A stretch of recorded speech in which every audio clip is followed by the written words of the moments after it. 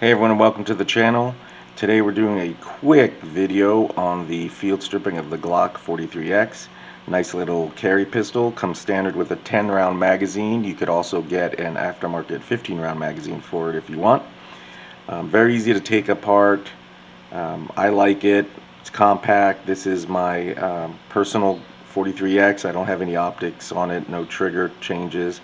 I carried a Glock for years in law enforcement, so I'm kind of used to how they fire. And it is nice to have this option should I go somewhere where there's a magazine restriction, which there are plenty, as we all know. So I got that option to have that 10 round magazine if necessary.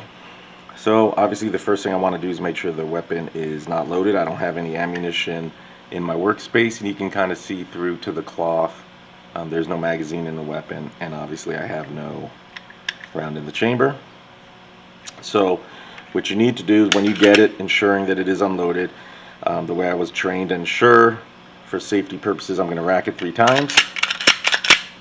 Okay, and then you have to press the trigger to take the slide apart.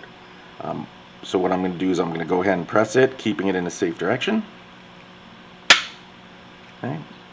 And then on the side you're going to see there are 2 tabs, one on each side. There's one here and one here. So what you need to do is you need to move the slide back like a 1/4 inch. You'll see the slot up here, so you just want to bring it back so it's kind of lined up a little better with the slot.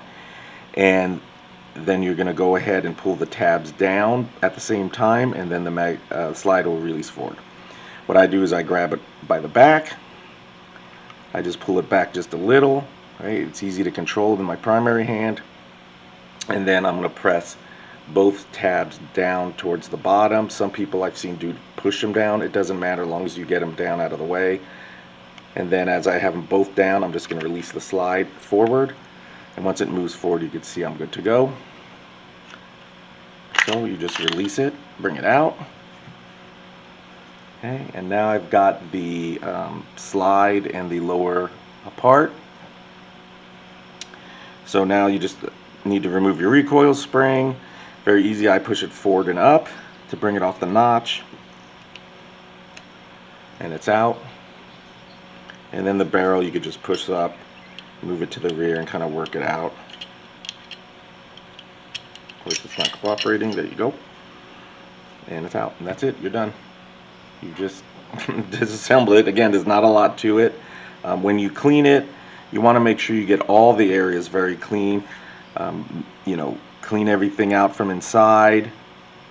Blow everything out with compressed air is a good idea. I use either a little compressed air can or even my compressor to blow out any extra debris and solvent or anything once I'm done, and wipe everything down. Make sure you get down where the magazine is, because that also gets very dirty. Cleaning your recoil spring, wipe it down, clean it from the outside. And if you've seen any of my videos, I like pipe cleaners. I take the pipe cleaners and just put them in the middle and get them all kind of scrubbed out. Obviously you'll clean the barrel just like you normally would. And on the slide, the things that I like to look for, I make sure that I get under the extractor. I have had problems with buildup getting under the extractor, so I'll take a scrub brush, clean it, and then again I take my pipe cleaner and put it under there and run it back and forth like a little saw, and that really cleans out the extractor. You could always remove the extractor for like the deep cleaning, which I'll be doing a video on shortly, to remove kind of the innards or striker assembly and everything. So look for that video. That'll be coming soon. And that's it. Clean everything up. Make sure everything is nice and clean and oiled. Remember, on the Glock, you really don't need a whole lot of oil. When I went to Glock school, the big thing they made sure we knew was not to over oil something. I have some older firearms that I basically have to slather in oil just the way they are, but we're talking 20-year-old firearms. The Glock is made so that you don't have to oil it a lot, so you're going to hit your usual spots. Anything that's rubbing, you want to put a drop where your barrel lug is. Just put a little drop of oil. What I like to do is put oil on a Q-tip and just kind of squeeze it in there. That way I'm not overdoing it. You could put a little bit, again, on your slide where it's going to rub, but keep in mind on your slide and your lower, there's a little bit of a gap, and that's really there so that as the weapon fires, it kind of works out any debris.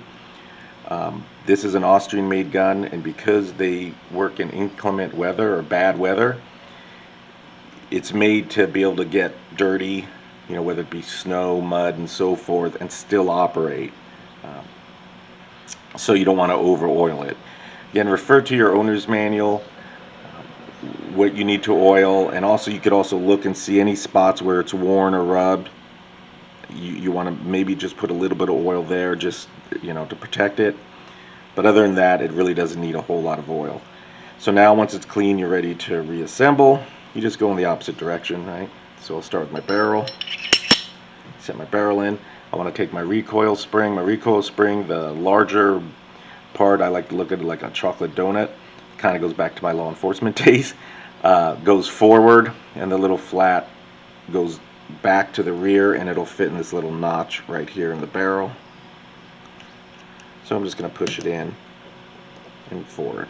Now it's in spot. Take your lower, and you can just put it on, and you'll see, once I get it on, there we go.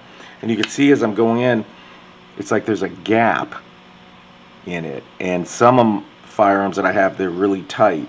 This one has a little bit of gap, and all you have to do is run it back, and now it's back in place. I'll rack it a few times, right, to make sure it's there and locked in place, and I'm good to go. You could also, make sure that the trigger's working, that you didn't break something perhaps inside, or something broke just by using it. It does happen.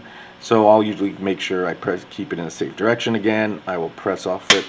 I'll hold the trigger to the rear, I'll rack it as if it fired, and I'll release the trigger to the reset, and I know it's good to go. And that is it. Again, the thing with the Glock is you don't really need a lot of oil. It's just made to kind of work it out. That's why there's a gap in the slide, which is a lot more than some of the firearms I have, but it works great. Nice little carry pistol. I mean, there's not a whole lot to it. It's down and dirty. Anyway, that's it. If you have any questions, you could reach us.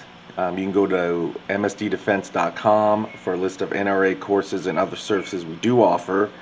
If you have any questions, just reach out to us, and I'll be happy to answer or help you out. Or if I don't know the answer, I'll get you to somebody who does. And that's it. Hope you enjoyed it. Hope it was helpful. Until next time, stay safe out there. Keep training, and I'll see you at the range.